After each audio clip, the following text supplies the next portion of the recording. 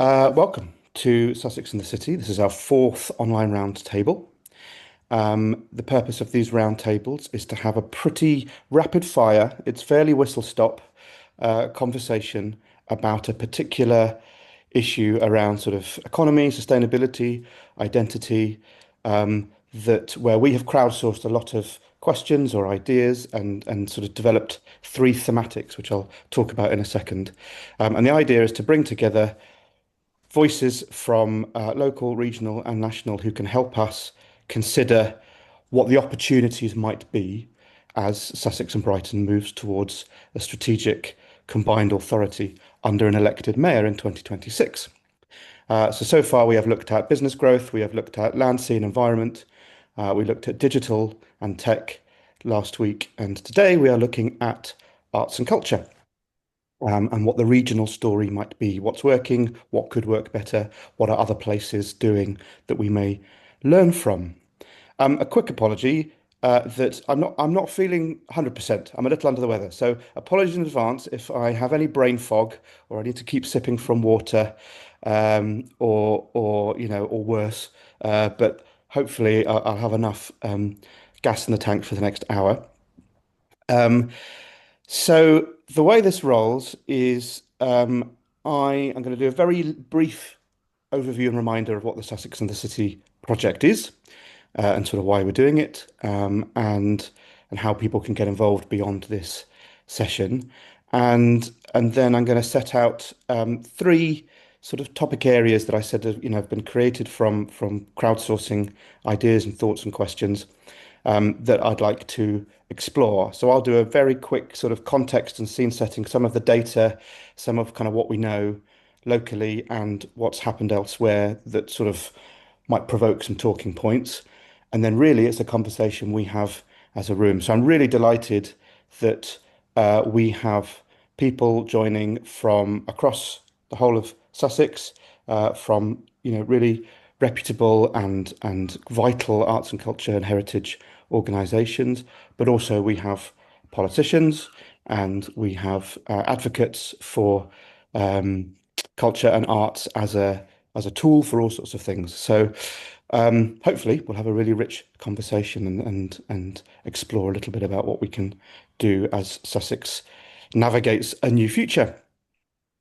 So what is Sussex and the City? Well, those of you who are kind of arriving new to it, it's an independent and non-political platform to help people navigate through the big structural change happening in Sussex and Brighton. Now, there's two things happening at the moment. That is local government reorganisation, which is the move from the district, borough and county council model into a set of unitary authorities.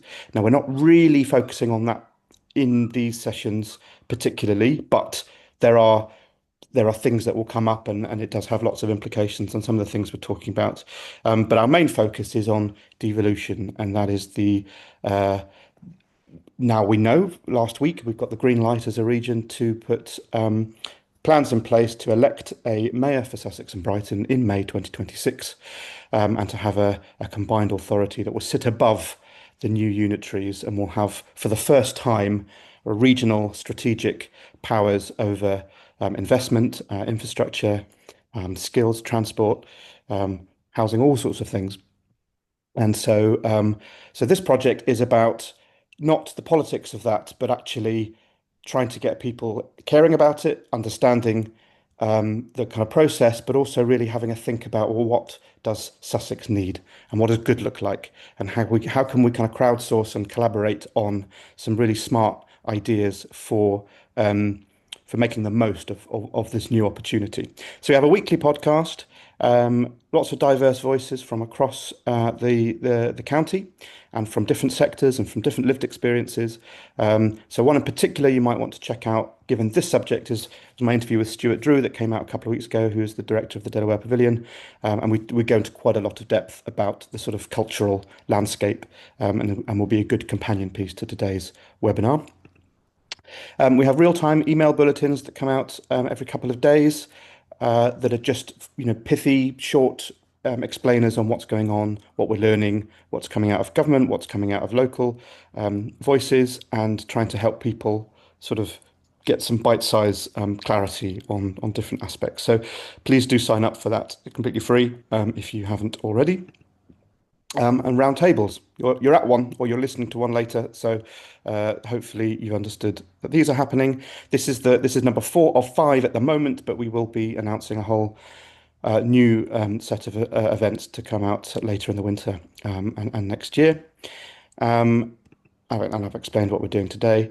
And then there's the Sussex and the City 100, which is the thing I'm most, to be honest, excited about this whole project, which is a coalition of businesses, charities, networks of all shapes and sizes that are sort of joining and backing this project, helping out in all sorts of different ways, contributing data and resources and funding so that we can do these things properly, and sort of representing leadership and curiosity about Sussex's future. So that will continue to build over the next year. And if anybody's interested in finding out more about that or how to join, please do contact the Always Possible team after this session. Okay, so what are we looking at today? So arts and culture. So all of the sort of conversations we've had around this and the questions we've been sent sort of fall under these 3 areas. One around civic and cultural identity and community voice, the kind of role of culture and, what it is to live and be from and of Sussex, but also Sussex as, celebrated experience economy, a destination where people come to have extraordinary experiences, whether that's high art or grassroots community participation. We do it really, really well here. So to have a little conversation about how that could be celebrated more, how could there be more investment and use of our community voice to be able to drive an even more impactful sort of arts and culture story. So that's what we're going to talk about first. And then joining up culture and creative space. So this is venues, organisations, access to arts and culture as both consumers and participants, but also creators, artists. How can maybe a more regional approach give more infrastructure and security and investment into what is an extremely difficult time for many cultural organisations in terms of funding, long-term planning, stability, access to staff and resource, all those sorts of things. And then the third area is, more economic. So there's a lot of focus on tourism. There's the new local visitor economy partnership. So Sussex, for the first time, is thinking regionally about how do we use our extraordinary tourism assets as a way to grow the economy. And so we'll be thinking about that through the lens of arts and culture and nature and education and all the sort of byproducts of prosperity that can come through a strong cultural offer. So that's what we're going to talk about. Hope that's okay. And like I said, I'm going to give a quick little bit of context about each of them and then bring people in as part of the conversation. So this first topic then, civic and cultural identity and community. Sorry, it's a load of text. I know it's not very interesting to look at. I'm not going to read word for word. These will be circulated afterwards, but they're just a quick couple summary talking points. So what's going on at the moment? So we have things like Talent Accelerator, Coastal Catalyst, Creative Crawley, which are, relatively new, but, really amazing examples of kind of place-based, collaborative, interactive participation skills programming that are between them secured, between £2 and £3 million, that all of them have young people at the heart of delivery, and span sort of district and borough, and are truly collaborative, or they're doing things in places where things weren't happening already. So there's lots to celebrate about that sort of thinking that's already happening. Mayor or no mayor, there is some there's already a kind of energy around cultural identity with culture at the heart. Things like East Sussex Arts and Health Programme are using participatory arts to think about well-being, especially in areas of deprivation. We know that arts, music, heritage festivals are intrinsic to the place branding in towns like Hastings, Bexhill, Lewes, Brighton, Chichester, Worthing. These are top of the offer when it comes to living and business and investment. And in Sussex, we have lots of small, unusual, out-of-town cultural heritage spaces that really punch above their weight, like Ditchley Museum, Farley Farm, Wilden Downland, whom I know some people from there here today, Fishbourne Roman Palace, New Haven Fort, all these kind of places that are getting national recognition, that need to be part of. It's not just about concert halls and big sort of coastal infrastructure. Um, and then things like Create Music, the Pan Sussex Music Education Hub. It's a very rare thing to have something, quite so joined up as that. Led by Brighton Dome, but in partnership with loads and loads of organisations, which reaches hundreds of schools, and is also a revenue for an institution like Brighton. So it means that they can rely less on sort of Arts Council grants because of different sustainable revenue streams that have a net benefit. So lots of interesting things going on around cultural identity and community. However, whilst there's lots to join up, there's lots of fragmentation, and that does hamper investment. And there is not a unified cultural strategy across the region yet. And maybe we can't, maybe we never will, and that's what we'll talk about.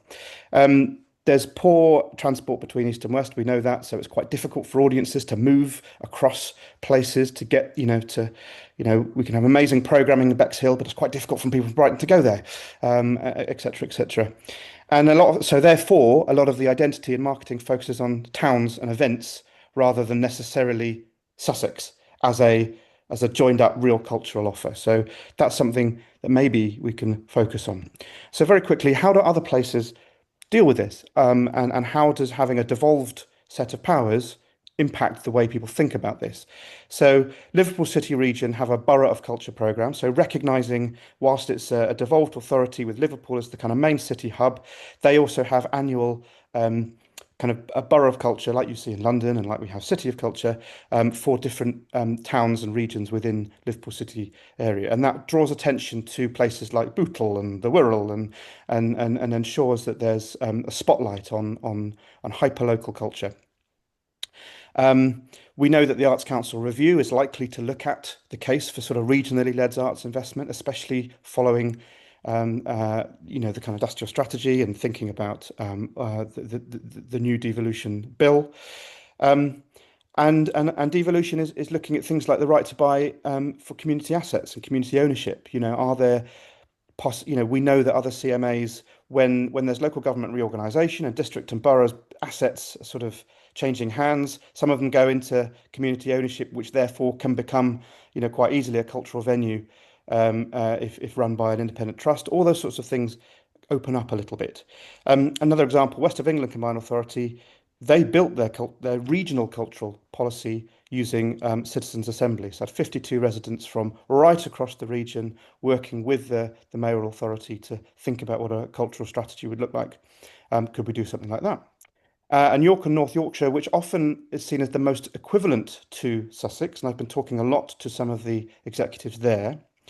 They've got one cultural strategy for York, recognising as a city it does have some different sort of assets, offers, and needs. But then they have another single strategy for the rest of North Yorkshire County, but both sit under also and aligned with the mayor. So there's something about recognising there's not one size fits all up there, but there's a lot of conjoinment and things aren't in competition for resources. But we know that devolution deals exclude arts and culture as a specific remit for mayors. Why? Or what can we do despite that? Culture sometimes only gets funding if it's explicitly tied to health, education, or regeneration outputs, which is tricky if you want to do opera for opera's sake or great galleries, because visual art is intrinsic in itself as an important thing that brings people here. But if the outputs are purely functional, then that funding can be difficult to measure sometimes. And we know, again, I'm not talking about local government organisation, but with local government organisation, there's huge disruption for things like library services, museums, theatres and organisations with district and borough funding. So that will have an impact over the next couple of years in Sussex and Surrey. So I'm going to stop talking there. I think there's some useful bit of context, hopefully, but I'd love to bring in some voices around this theme to help with some suggestions, maybe some questions, maybe some thoughts. I'm going to bring in Bobby first, if that's okay. Bobby Brown, a cultural pioneer, has been for many, many years and is still frightfully young. Bobby, give me your take on this and maybe introduce yourselves and sort of what you do. Yes, hello. I'm Bobby. I am creative communities producer at Lighthouse here part-time. I also sort of manage and help artists with touring in the music industry.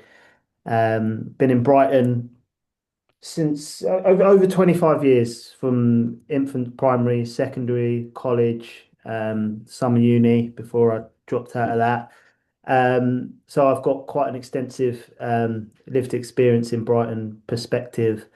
But I have also been across Sussex. I've come to realise as I've explored through this sort of devolution process, where is in Sussex? What's the actual, what's the constituency, as it were? And football has taken me to sort of many various little towns and villages across Sussex. So I do feel like I've got quite a good perspective on kind of wider Sussex as well. Oh, it's a very interesting time. I think. Um, a lot of my focus in the last few years has been on tech, sort of the tech revolution that I deem to be happening sort of under our noses. And I think now this the conversation of devolution has entered the chat. I think it's even more interesting. Um, I think it's this slide here in front of me. I think speaks to me quite directly in terms of identity, community, and voice. I think Sussex is made up of a variety of different identities, different folklore, different heritage, and I think it's really important to honour that, in fact, in this process and ensure that voices are heard, sort of a diverse range and diverse perspective of voices are heard in this. I think some of the most important voices will be the quietest, in fact. So I think listening is going to be very important here. Um, Participation, research, integrating, I think is going to be really important. Um, People's assemblies, I love. Citizens' assemblies, I love. I'm really interested in the work that is being done by the Democratic Society. Anthony Zazowski was previously in Brighton as well, doing some great work in Newham with the Citizens Assembly and sort of participation. Um, Community writing policy, being Mhm. involved in that process is really interesting to me. And I think I'm quite inspired by that through some of the work we've been doing at Lighthouse with our Lighthouse Young Creatives and our Future Creative Leaders. So, Future Creative Leaders is a pilot program we've been running for the past 12 months to great success, which is where we have identified some drivers in the local creative sector under 25, predominantly some are 26, 27, but they had real leadership quality, yet a lack of opportunity or position to make decisions or influence. So Lighthouse took quite a bold decision to integrate them into the organization, to steer the organization, to give them decision-making power, to pay them. And as a result, we've pivoted to a youth-led organization. Our engagement with young people has doubled, if not quadrupled, I think. We've opened a new space, the Lighthouse Project space, which I think we'll speak to space a little bit later on, right? Mhm. Mhm. But through handing over the reins um, with a bit of a steer, with a bit of stewardship from those with more experience, has just been phenomenal to see. I've stepped out of the way completely, and just young people have taken the reins and just produced some incredible work, a year's worth of programming, commissioning artists, building a community that the demands of which we're struggling to meet, if I'm totally honest, because they want more, they need more, they are underserved. But I think with the success of the past year, we've got a bit of leverage and fortunate enough to having some really exciting conversations about expanding this over the next 4 years, not just in Brighton, but nationally. So youth engagement, participation, community voice, I think I'm really, really excited about, particularly when it's underpinned by emerging technology. Yeah. You're seeing phenomenal things happening. Thank you, Bobby. I'll just cut in there because I'm conscious to bring in some Yeah, other people, thanks, but mate. they're absolutely vital point, and it's something that is a hot focus, I think, in every cultural institution across the region at the moment. So the more we can share best practice, the better. I'm going to bring in Dr. Cara Courage at this point, if that's okay. Queen of placemaking. This feels like this is your bag. So yeah, my sort of core practice, I guess, in a way, as an academic, but also as a consultant, is with placemaking and work with people in place. But I'm also chair of Phoenix Art Space in Brighton, and my career has always been working with artists, and I very much consider myself to be working within the arts, culture, and heritage sector, as much as in a sort of a centrally placed one as well. I think something which has really that really came home to me actually with your slides and saying about the fragmentation of arts and culture in Sussex. I don't think we can forget either that there's a bit of a fragmentation in the sector at the moment after years and years and years of systemic disinvestment. And so this problem of fragmentation is happening, as an arts and cultural organisation. You can look at it regionally, you can look at it as a national problem as well. So it's a bit of a double whammy, actually, in that sense. So, as much as we can look at a sort of a joining up by, there's some joining up by art form. There's some joining up at a hyper local level. Of course, what Devolution is really demanding that we do is join up across different art forms. So it's not just visual arts working with visual arts, it's visual arts working with whatever other art form, but also thinking about this as a county problem as well. And there's classic, and I know there's better people in the room to probably to be answer this, but there's classic things like, an arts audience will travel X amount of time to get to a venue. If they have a car, transport is a really, really difficult thing. So it's not just about joining up what we might do in our back office or, sharing an HR function. It's actually about joining up in terms of our audience development as well. And I can remember way back in the day, there were times when that was really done and there were joined up marketing campaigns, and there was a real feeling of a bit more of a Sussex regional ecology of an arts sector, and I think that's a key thing for us to consider. And I think devolution offers hopefully would offer an opportunity with that. Um, Arts and culture not sitting within a mayoral remit, but I think there's a job ahead to advocate that it's still seen as a priority. Where in the list of priority is it? And that it's not just one of those nice to haves, and it's not just about arts as the showing of art or the programming of art. We've got a huge number of organisations and artists in this county that can help our democratic people have conversations with communities. And we've got some of the leading lights of that of the country in this county.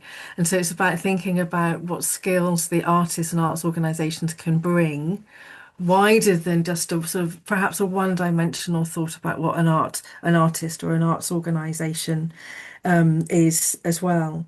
And then to your point about sort of identity, it takes a long time to form an identity to a place.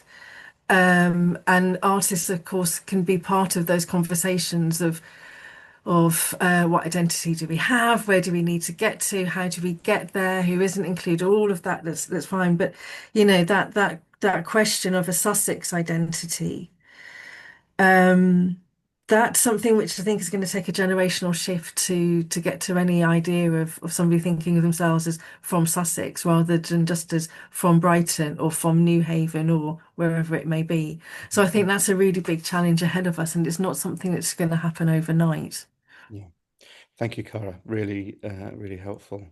Conscious of time, so I'm going to shift the conversation a little bit towards the infrastructure, the spaces, the venues, and some of those examples of the organisations powering these things. So yeah, quick bit, Turner Prize coming to Eastbourne a couple of years ago was huge for the region, and we can see the ripple effects of that. Um, and how can more of that, be leveraged, because that's not just visitors, but the capital expenditure effects on health. We have strong networks like Culture East Sussex and the Brighton Hove Cultural Alliance. West Sussex is starting to build something equivalent, but the power of that sitting within and advising, mayoral strategic authority is going to be critical. We know we punch our weight above our weight in terms of arts funding. Brighton and Hove, for such a small city, does very well in terms of Arts Council funding, that it has 14 NPOs. East and West Sussex have around 20 NPOs between them. And that list is becoming more diverse. It's not just big institutions. We've seen smaller organisations like Marlborough Productions, Writing Our Legacy, Audio Active getting long-term funding as well, which has changed how art and where art can happen. And kind of innovative low budget marketing schemes like the Creative Coast, which I think Stuart Drew told me cost £200 to kind of link up Hastings, Bexhill, Eastbourne galleries and cycle trails and that's had a massive return on investment. So there's things that are already doing really well. But let's be real, arts funding by local authorities has fallen by 43%. It is not a priority. In fact, it is bottom of the priority list for some district and boroughs in Sussex at the moment. And we know that we've lost a lot of funding for some key national portfolio organisations like Lighthouse that Bobby represents, Fabrica and Glyndebourne, I know, lost a lot of their funding settlement as well. So there is a shift around where funding goes, and sometimes that's messy and tricky. And we know that Brighton and Hove absorbs at least half of all national funding that comes into the region. East Sussex gets about 30%, West Sussex gets about 20%. So we need to think about how and where to make more of assets and distribution. Ignore the slide that's up at the moment. I'm going to come to that in a minute. So I want to talk about some of these spaces then. Lucy Perry from Glyndebourne. We've been working together on thinking about opera and thinking about the role of Glyndebourne as an absolute gem in East Sussex, but also a place where just brilliant art happens, and that's okay, isn't it? What do you from a an unusual institution like Glyndebourne, what are the conversations you're having around devolution and the wider Sussex picture as well? Hi everyone. So I'm head of the Learning and Engagement Programme here at Glyndebourne. So from the learning and engagement perspective, I also should say I sit on the board of the Sussex Music Hub, so I have a couple of different hats. I think I've been listening and reflecting to what Richard you've been saying about the joining up of different sort of geographical remits of places across the region. It's been a really interesting process, led by Stuart as chair of the Sussex Music Hub, looking at how we start thinking Sussex-wide, across the whole region.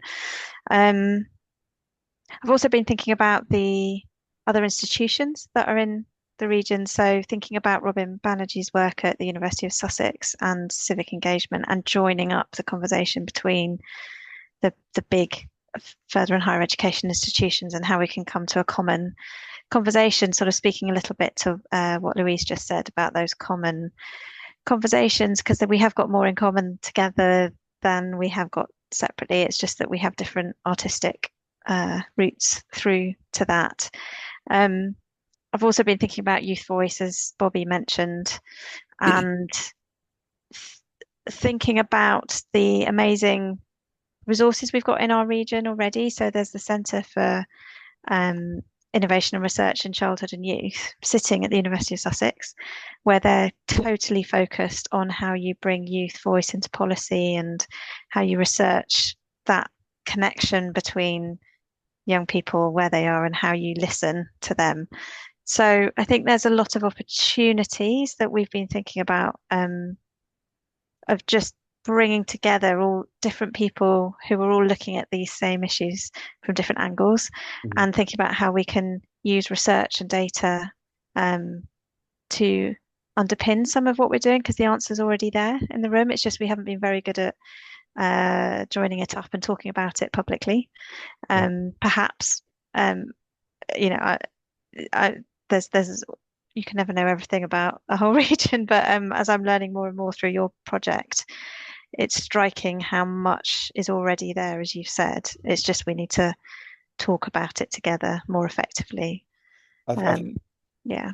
I think that's a really good point. And I think, when we look at what some of the other CMAs have been able to do, some of the quick wins is about data sharing. Actually, okay, if you're doing audience development over here, you're doing audience development over here, we don't need to share all their names and emails. But if we can start to spot trends, if we can see where people are coming and going and where they're staying, then we can start to have a sort of a better offer. And I know Experience Sussex are leading quite a lot of that from a broader tourism perspective.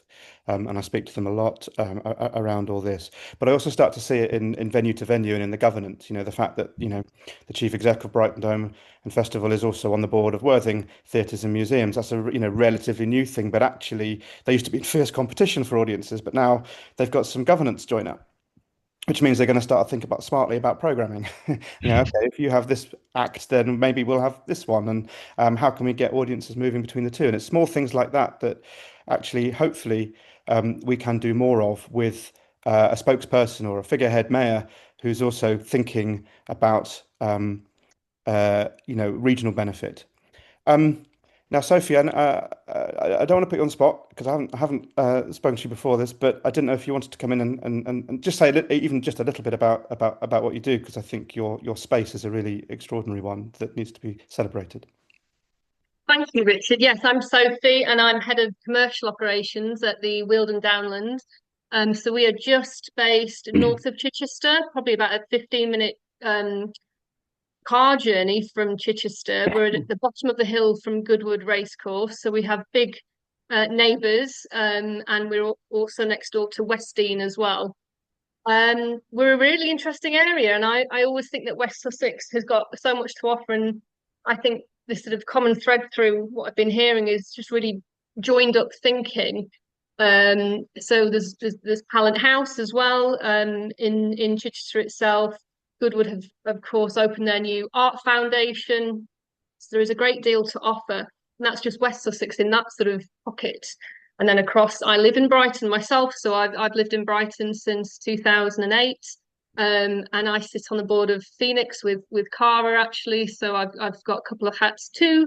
So very passionate about the kind of the arts scene and sort of talent pipeline in Brighton. Yeah, I guess just, and I'm new to this conversation, but a few things to pick up on is joined up thinking and how that kind of fragmentation is brought together. Something that Cara touched on as well, which in terms of sort of linking organisations and sort of, especially this is quite pertinent for us being out of town, is thinking about green transport solutions, removing barriers of people actually getting to our site, and our neighbouring sites as well. Yeah, I think those are the sort of things that stick out, and also about the next generation and how deeply important that is. We are kind of, at the end of the day, we're sort of custodians of these institutions, that we it's our responsibility to keep them going, to keep the interest there for the next generation, and to sort of think sustainably, both financially and socially as Yeah. well. Thank you so much. And I think, and I think it's job titles like yours that I think are absolutely fascinating as well, and shows a kind of direction of travel in arts and culture, which, used to be built on, philanthropy or public funding. And it was always a sort of, well, you put money in and then great art happens. But actually now these are complex businesses that are needing to be balancing a whole range of diverse income streams, that are thinking about in long-term investment, short-term investment, relationships with businesses. We don't have a big corporate infrastructure, so there's no great big, you know, benefactor corporate that's going to do a multi-million pound multi-year sponsorship deal with all the big, that we just don't have that here. So we need a different kind of way of thinking. So that kind of brings me to the money. And and there's a good news story about what culture plays, the role it plays in the Sussex economy. Performing arts alone, there's a 329 million turnover, over 3,000 jobs. The visitor economy, of which culture is a big part, 5 billion annually, and the new LVEP strategy is about moving that to 7.5 billion within just a few short years, actually. And that's not about more visitors, that's about visitors staying longer. And actually, if we improve accommodation, if we improve the travel between places, and we get people to stay longer and spend more money because it's a sort of slow vacation rather than just day trippers to Brighton Beach, then actually everybody benefits from that without it having a toppling over infrastructure. Of course, we have very, very well-resourced, well-run, well-established annual programs like Brighton Festival and Pride, the biggest in the UK. Goodwood has 200,000 people over a weekend now, and top floor of my house is an Airbnb in Worthing, and we have all three rooms go for Goodwood, even though it's 20 miles up the road. It's a big pull, and we've just been doing the economic profile for the national park. Goodwood is a huge driver of economic activity in the Chichester area. Glyndebourne, the festival season, Chichester Festival, theatre season in the summer, Love Supreme, Eastbourne Air Show. These are tens of millions of pounds into the Sussex economy. And I think sometimes people just take for granted that these things happen. And actually these things cost money and to put on and need infrastructure and skills and they need to be kind of looked after. We've got, marketing initiatives like Sussex Modern, which is linking art and wine and nature. And in nature recovery work, conservation, Sussex Bay and the UNESCO biosphere, using arts and culture as a Trojan horse for people to get into understanding about ecology. There's some really exciting things happening in music and art there that we could do, in ways that nowhere else in the country is doing. So, but we know that this is brittle, that a lot of it relies on freelancers that are kind of left out of conversations about the economic workforce. We don't really do a lot of support for the freelance economy locally. All of these projects and networks are in competition for funding with each other, rather than us having a kind of regional, offer to the rest of the country or to the rest of the world. And I think that's a big ask in devolution.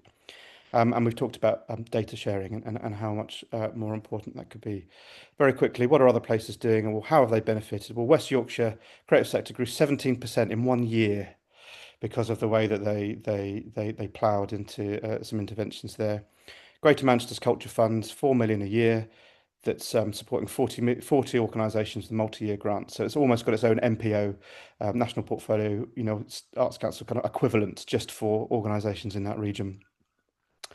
And its alignment with economic growth. Tourism, film, and creative sectors are part of mayoral local plans. So it would be very key to see how that rolls out in Sussex. But we also know there's some lack of clarity about revenue raising power. There's lots of talks about a tourism tax in places like Brighton and Eastbourne, and actually who might administer that, and how, in theory that could bring a lot of money into this if it was administered right, but we don't know how. And there's a lot of blurring between, kind of creative economy and that being largely digital or versus the kind of cultural placemaking. And sometimes, commerce gets the investment that could be also supporting grassroots culture. So we need to be clear about where that money's going. So in terms of economic chat, there's a couple of voices I'd love to hear on this, but again, I've not teed them up. So if you don't want to speak on it, that's fine. One is Vicky King, who I know is listening in from Plus Accounting, who are and what an amazing thing, we have accountants joining a roundtable arts and culture. That in itself, I think, is great. And Vicky is a huge champion for culture, and they sponsor the Brighton Digital Festival and the Dreamy Place, and they're always popping up. So Vicky, I don't know if you can hear me, but I would love to get your thoughts on the sort of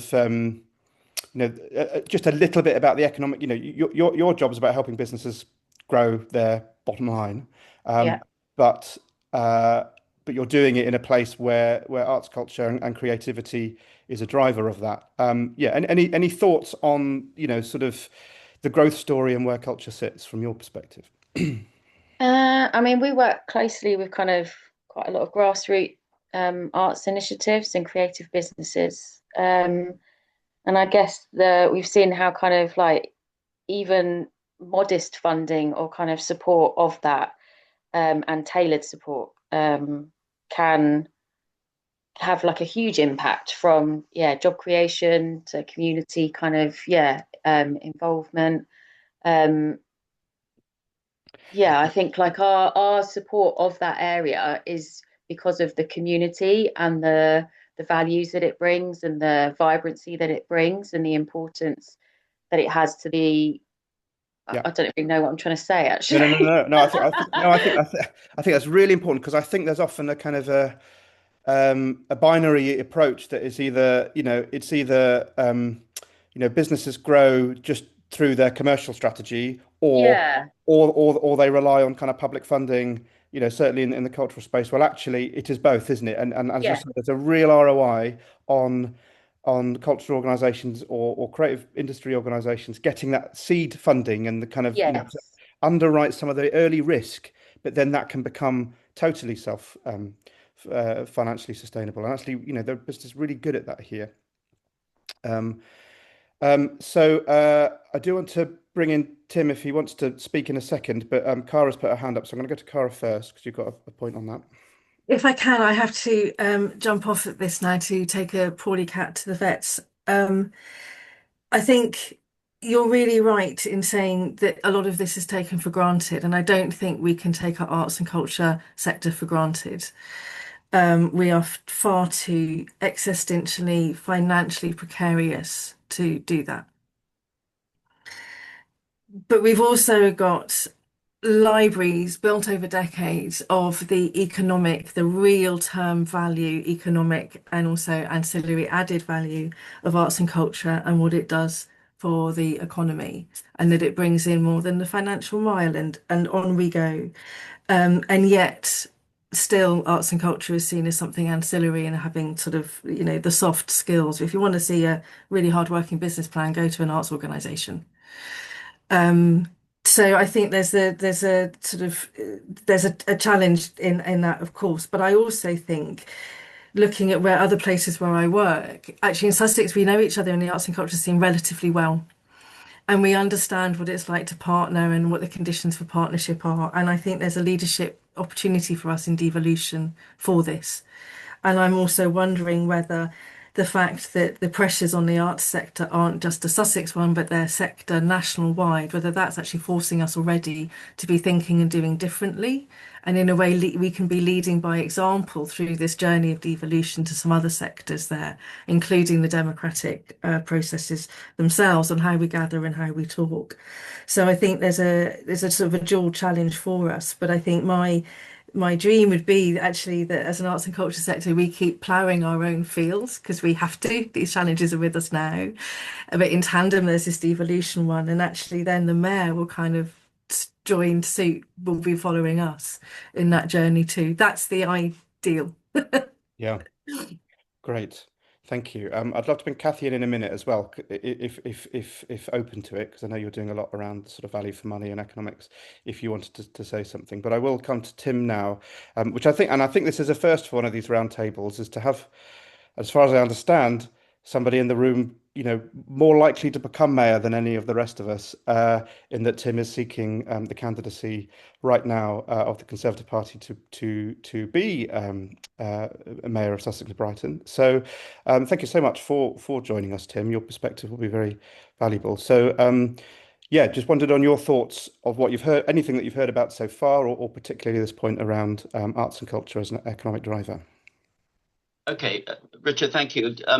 So I've joined this, so I'm completely new to this, and I did an interview with Richard the other day, and I think this whole education exercise and discussion exercise around devolution is really important because there's a huge amount of ignorance about it and what it's actually going to mean. So I was MP for East Worthing and Shoreham for 27 years, and for good or bad, I'm now throwing my hat in the ring to be the mayor of Sussex, because I've become a bit of a convert, because I think the mayor role can be really, really powerful in joining stuff up. And so I've been going around speaking to some of the other metro mayors. And although arts is not a direct responsibility of the mayor. It's really interesting how some other mayors have made it their responsibility using various other routes, and it's become really important for how it fits into the local economy and everything else that the mayor does have a direct responsibility to. And everything that's been said is all about how fragmented it is across Sussex. So if I just give a few random thoughts. So one of the things which is why I'm very interested in the arts, was responsible for, was the Rope Tackle Arts Centre in Shoreham. So back in 2001, that was a derelict site. It had been derelict for 25 years. It was a contaminated site. And Cedar, the development corporation, took it on and built a development there, which I think they did well. And they wanted a community space, and they asked me to chair a working group to see what the community wanted. So we got together the great and the good, and the proposition was for an arts centre. So we built an arts centre on a complete shoestring. And we opened it in about 2008. We had to beg, borrow, and steal for all the funding. Got a little bit from the Arts Council, bits and bobs. But the success of it was about the volunteers. So there's about 150 volunteers who man the bar, who man the box office, who do all the stewarding. And actually, we have a very small core of people we actually employ. And gradually, it's grown and grown and grown, and it is hugely successful. Usually sell out performances.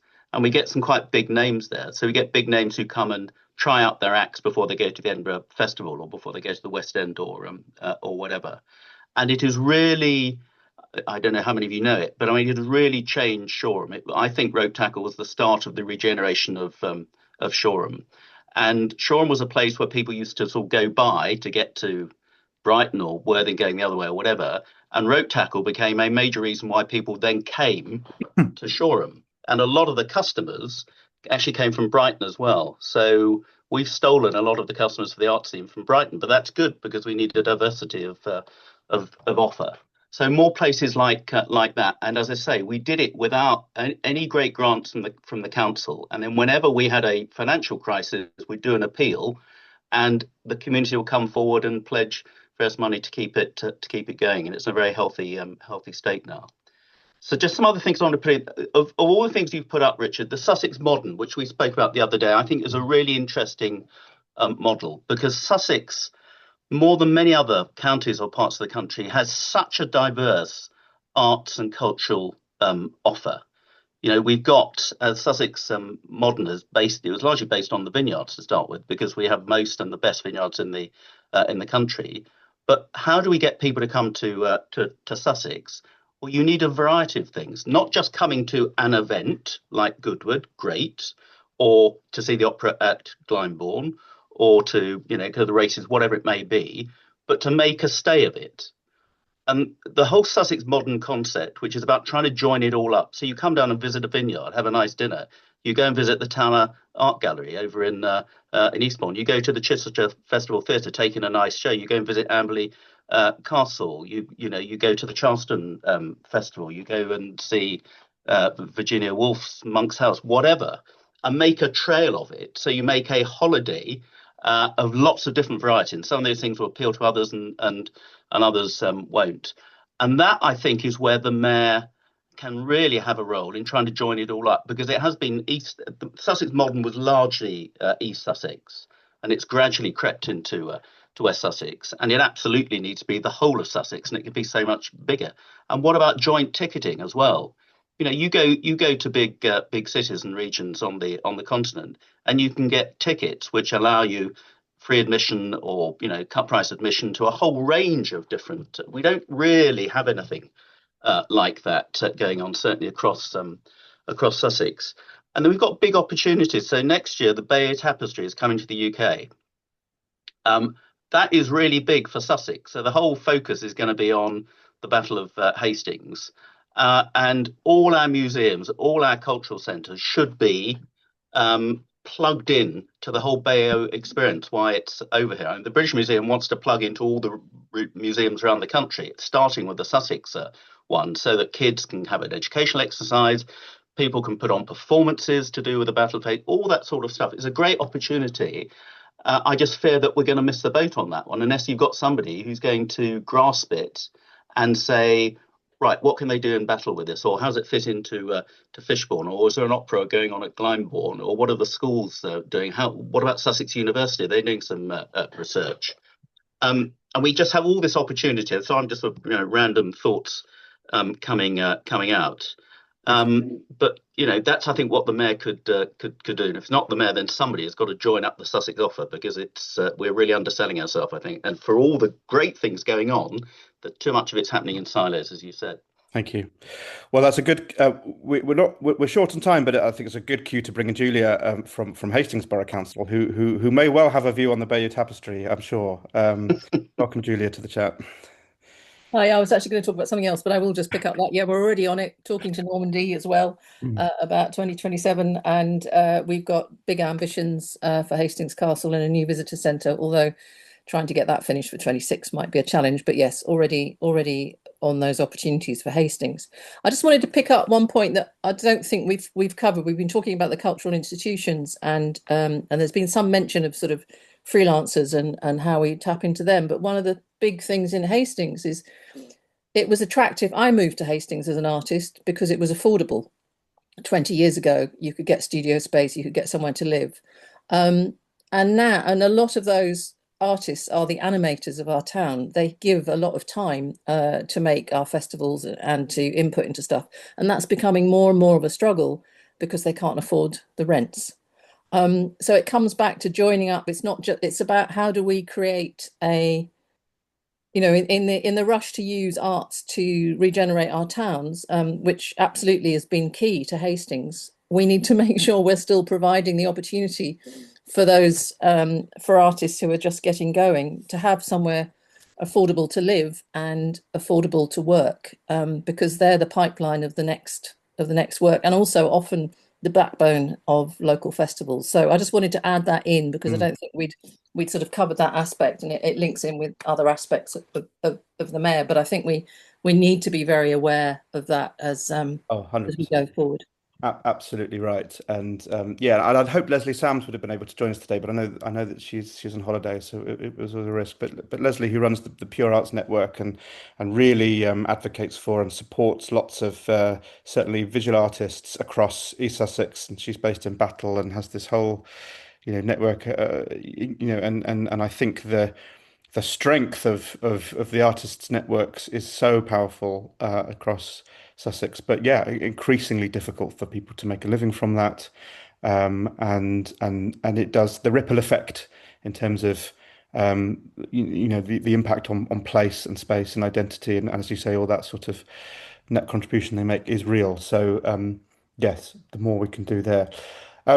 So we're coming to the end. We've got a couple of minutes left, and I'll just like to sort of wrap up and thank everybody. But if there's any other quick thoughts or contributions, anybody that's not spoken, I think Kathy might be the only one who's not said anything. You're very welcome to if you want to jump in here, but absolutely no obligation or anything else. Yeah, well, I'll just say thank you just for convening these discussions, because I'm just sort of learning, having worked in international development for a long time, and interested in what kind of roles one might play. But I just love the ambition of the conversations, the fact you even got Tim here, and this whole sort of how do you join things up so they benefit the economy, so that there's participation, as Bobby was saying, of young people, citizens' assemblies.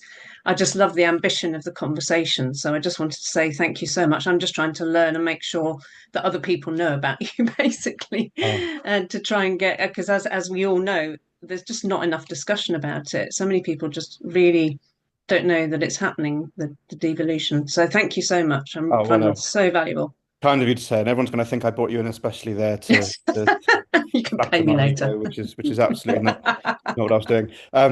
But yeah, of course, this is a conversation that we need to accelerate. But I think it is. I in my day job as well, I work with so many different sorts of organisations, and this is now particularly in Sussex and also in Essex and Hampshire. This is the topic that's coming to the fore, and people really trying to think about how to navigate it. I think the work to do really is with residents.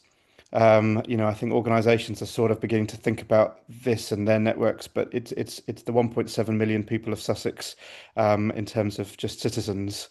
that are very confused between local government reorganisation and devolution and the timetabling and what it means, who's going to collect the bins and are they, and what does it mean for a much broader civic role. And there's work to do there, but let's keep trucking on. And it's thanks to all of you guys contributing your time and energy to this session and other sessions. And there's a lot more to come. With Sussex and City, we are in phase one at the moment, which is literally, does anyone want to have this conversation? And what does that look like? And that's what we thought we'd do through the summer. And then the autumn, we really want to synthesize a lot of this and start to put out bits of research, bits of data, mapping the region to kind of go, okay, where are all the things happening and all the innovations? Can we visually show all of the things that people are telling us is going on so that there's a kind of blueprint? Can there be some quick wins in terms of potential policy ideas and things like that? Again, it's not about the politics, it's about the pragmatic sort of here's some things that could be built on things that are already happening that would just benefit from a bit of join up. So that's the next phase. Thank you so much for being part of this. The final roundtable next week is on manufacturing. We've got some really interesting contributors to that. So that's thinking about Sussex as a making county, which is a long history there. At one end, the sort of artisanal, kind of farm to fork kind of, making from the land, and how that's really driving lots of real innovation in things like gin making and distillery and food and provenance. And then at the other end, with life sciences and the manufacturing in Manor Royal and Worthing, where there's some real, often under the radar, but genuinely exciting things happening, especially in pivoting towards sustainable and renewable things as well. So how can we make more of that as part of the future growth story? Good. So thank you so much. Do keep engaging with all of this and sending your questions and letting us know what works and what doesn't work, what you'd like to see more of. But otherwise, enjoy the rest of your evening and speak very soon. Bye.